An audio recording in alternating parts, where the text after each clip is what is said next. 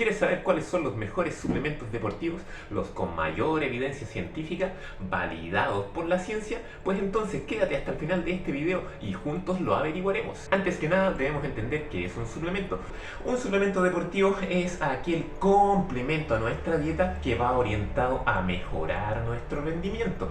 Puede venir en formato de polvo, cápsulas, snack, bebidas, etcétera, etcétera. Y esto nos va a proporcionar ciertos beneficios dependiendo de su uso. Es decir, nos va a permitir aumentar nuestro rendimiento en ciertas ocasiones, ya que un suplemento viene a suplir alguna carencia que nosotros tengamos. Por ejemplo, de proteína, vitaminas, minerales, etc. Pero ojo, no obtendremos beneficios por suplementarnos si no lo necesitamos. Es decir, estos suplementos necesitan suplir una carencia para obtener beneficios, como podría ser la carencia de una vitamina D, por ejemplo. Si nos suplementamos con vitamina D, vamos a obtener los beneficios de tener nuestra vitamina D a tope. Pero si tenemos con nuestra dieta, que generalmente es lo común, una dosis de vitamina D estable, normal, no por suplementarnos vamos a obtener más beneficios, simplemente suplimos las carencias que tengamos. Con casos aparte son como por ejemplo bebidas isotónicas que van orientadas a recuperar estas carencias que obtenemos con el entrenamiento de resistencia o desgaste, o proteína que nos puede faltar en nuestra dieta. Y caso especial vendría siendo la creatina, que no podríamos obtener su suplementación idónea mediante la alimentación, es decir, necesitaríamos la suplementación sí o sí para obtener los mejores resultados con este producto, que sería la creatina. Lo demás dependería netamente de nuestros objetivos deportivos y la alimentación que llevemos, si es la adecuada o no. Entonces, ¿cuáles podrían ser algunos de los suplementos más típicos que podríamos encontrar? Sin duda alguna, el más común podría ser la proteína en polvo. La proteína en polvo o whey protein nos ayudará a mantener o a alcanzar nuestros requerimientos de proteína del día a día. Si nosotros necesitamos 100 gramos de proteína pero consumimos 80 gramos de proteína en el día con nuestra alimentación, es decir, pollo, atún, alimentos proteicos, podríamos utilizar un suplemento de proteína en polvo que nos aportara 20 gramos de proteína, y con eso llegaríamos a los requerimientos óptimos de nuestra proteína diaria para generar masa muscular, mantener nuestro sistema inmune y muchos más beneficios. Luego tendríamos otro suplemento bastante ampliamente conocido, como podría ser la creatina.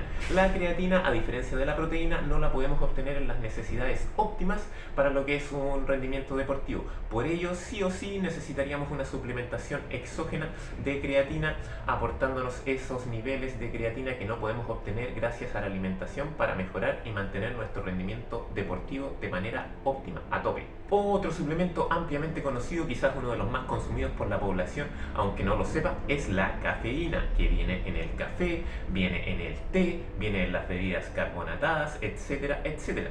Entonces, la cafeína es un estimulante del sistema nervioso central que va a retrasar la fatiga, va a mejorar nuestra concentración, potencia la beta oxidación, mejora la transmisión del sistema nervioso central. Se usa comúnmente como un preentreno media hora antes, una hora antes de la actividad física, para obtener estos resultados de retraso de la fatiga, mayor concentración, aumento de la frecuencia cardíaca, etc. Las dosis recomendadas van desde los 100 a los 200 miligramos diarios, y una dosis recomendada máxima sería entre los 300 a 400 miligramos de cafeína.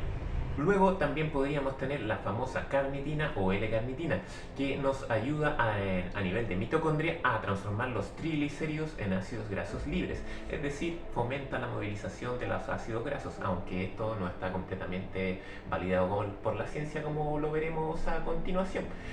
También es considerado un estimulante que en realidad su mayor uso más validado por la ciencia vendría siendo mejorar la síntesis del ATP, así que estaría bastante mal entendido su uso, aunque si bien los estudios también han mostrado que podría mejorar este transporte de los triglicéridos como nombramos antes, su uso principal validado por la ciencia podría ser otro.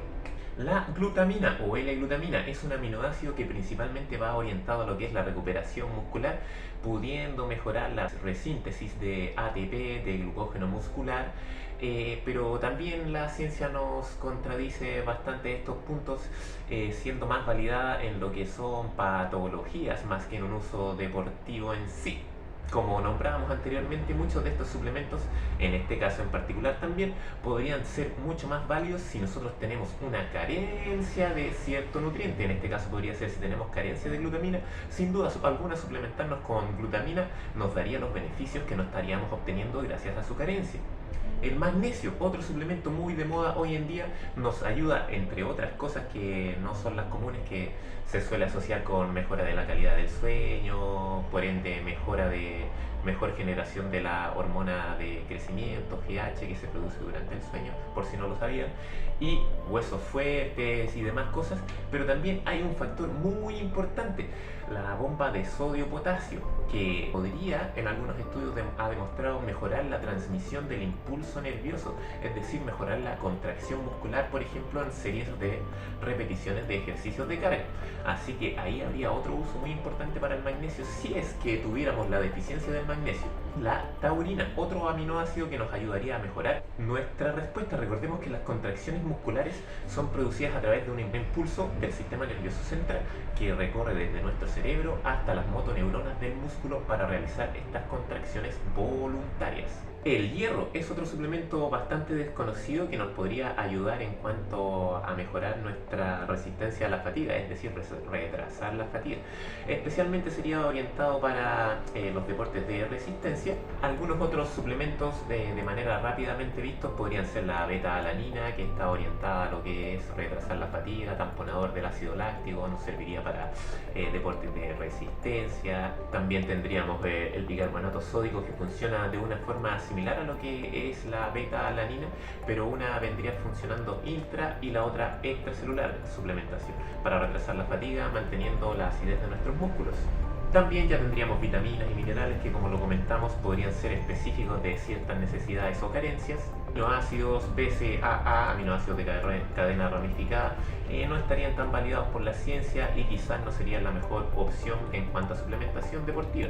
Quemadores de grasa, como lo hemos nombrado en algún video por ahí anteriormente, es muy difícil de analizarlo, ya que son cafeína, L-carnitina, té verde, hierro, taurina, etcétera. Es un montón de suplementos en uno, pero como su conjunto en sí, como quemadores de grasa, no estarían muy validados por la ciencia, pero repito, habría que analizarlo caso a caso e ingrediente a ingrediente.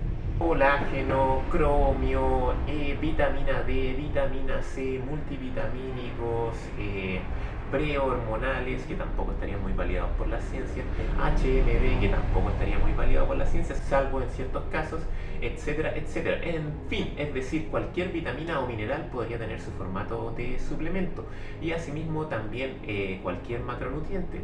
Recordemos que los macronutrientes son carbohidratos, proteínas y grasas. También podríamos encontrar suplementos de carbohidratos, como podrían ser las bebidas isotónicas o carbohidratos en polvo, maltodextrina, dextrosa, etcétera, etcétera, en diferentes formatos de almidones principalmente. Además de sales, minerales, como nombramos. Todo eso lo podríamos encontrar, pero ¿son realmente efectivos? ¿Realmente estamos gastando nuestro dinero con conciencia? Entonces, sí, los suplementos son útiles para ciertos casos, pero lo más importante va a ser nuestra alimentación y un estilo de vida saludable, como siempre lo sabemos. Ahora bien, ¿qué nos dice la ciencia? El AIS, Australian Institute of Sport, nos dice que ellos han validado los suplementos en categoría A, B, C y D. A vendría siendo la categoría ampliamente validada por la ciencia, es decir, suplementos que han demostrado con análisis transversales y un amplio muestreo de población que sí tienen un efecto beneficioso para nuestro rendimiento o salud. B serían suplementos que podrían estar a un paso de llegar a este rango A, pero que aún necesitan mayor cantidad de estudios para ser validados, o que simplemente serían útiles en ciertos casos, como por ejemplo hablamos de la glutamina, que sería más efectiva en ciertas patologías. Una categoría C, que nos diría que derechamente nos están mintiendo con estos suplementos, que no tienen ninguna evidencia científica o muy poca que nos demuestren que tienen algún beneficio para nuestra salud o rendimiento deportivo. Y luego ya tendríamos la categoría D, que vendrían siendo categoría doping, es decir, esteroides anabólicos, estimulantes como la epinefrina y demás, que ya no serían una competencia justa en lo que es el rendimiento. Ahora bien, sé que si llegaste hasta esta parte del video estás esperando cuáles son los suplementos que realmente son validados por la ciencia. Como nombramos anteriormente, el AIS, Australian Institute of Sport, tiene su rango A, B, C y D. En el rango A, totalmente validados por la ciencia, podremos encontrar suplementos como la creatina, la proteína en polvo. Recordemos, estos pueden estar validados, pueden tener efectos beneficiosos solo por su consumo, pero principalmente si tenemos una carencia de ellos. Beta-alanina, cafeína, probióticos, calcio, geles de carbohidratos, bebidas isotónicas, como vemos en la tabla. Ahora bien, categoría B, que podrían funcionar, que tienen algunos estudios positivos, que podrían necesitar más estudios o en realidad funcionan con ciertas patologías. ¿Qué encontramos en esta categoría? Aquí lamento porque a muchos se les van a caer sus ilusiones, ya que sé que son suplementos muy utilizados, como son el colágeno, el omega 3, los aceites de pescado, cúrcuma, carnitina, vitamina C o rayos.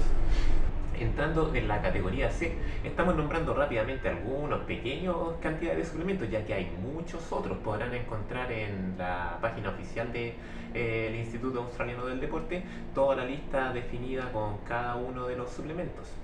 Entonces, categoría C, encontramos, lamento aquí que también se van a caer los sueños de muchos, los BCAA, aminoácidos de cadena ramificada, leucina por sí sola, que nos la venden como el gran componente del desarrollo muscular, vitamina E, magnesio lamentablemente, tirosina, HMB, que ha tenido un gran auge últimamente y la verdad es que no está apoyado por la ciencia.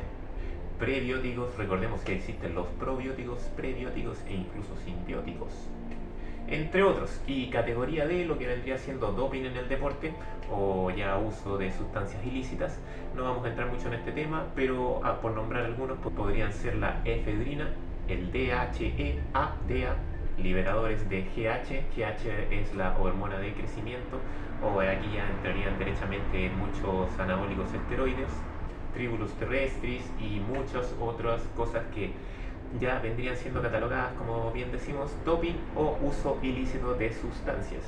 Así que, sin más que decir, esta ha sido una pequeña revisión rápida de lo que vendrían siendo los suplementos deportivos, su uso, algunos de los más utilizados, pero principalmente lo que quiero que se queden con este video es cuáles son validados por la ciencia, cuáles valdría la pena su suplementación y cuáles no, ya que siempre también nos dejamos guiar por lo que nos venden en cualquier lado, lo que nos fomenta la publicidad, lo que nos dice un amigo, etcétera, etcétera. Pero recordemos que para ello deberíamos ser orientados por un profesional del área, sea un preparador físico, entrenador deportivo, nutricionista, etcétera, etcétera. Idealmente, si buscamos un nutricionista, nutricionista deportivo, médico, médico deportivo, si es lo que buscamos, ya que recordemos que si se habla de suplementación deportiva, debería buscarse con un fin deportivo, es decir, con rendimiento. No nos vamos a suplementar con proteína porque sí solamente, o si lo haces tú, déjamelo en los comentarios.